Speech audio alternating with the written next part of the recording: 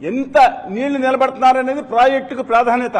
150 అడుగులు నీళ్లు నిలబెడితేనే 194 టీఎంసీలు నిలవ ఉంటుందండి. 134.9 అంటే 135 అడుగులు ఎత్తు, 41.15 మీటర్లు ఎత్తు నిలబెడితే డెడ్ స్టోరేజ్ ప్రాజెక్ట్ అవుతుంది. మరొకసారి చెప్తున్నా, ఎవరికన్నా దమ్ము ఉంటే, నిజాయితీ ఉంటే దీన్ని వ్యతిరేకించాలి. చర్చకి దమ్ము లేకుండా దాక్కున్నారండి మీరు ఒక్కొక్కళ్ళు.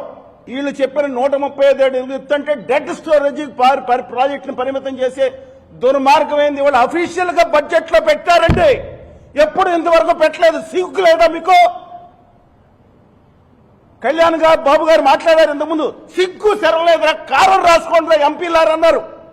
నేను మాట్లాడింది కదా, ఆయన మాట్లాడారు. ఇప్పుడు నేను అడుగుతాను, సిగ్గు శరం కారం ఉప్పు ఉందని ఆయన యాడ్ చేస్తున్నా. కళ్యాణ్ బాబు గారు మాట్లాడిన దానికి ఈ ఎంపీలు ఏం చేస్తున్నారండి? వచ్చి చిరతలు భజన చేస్తున్నారా?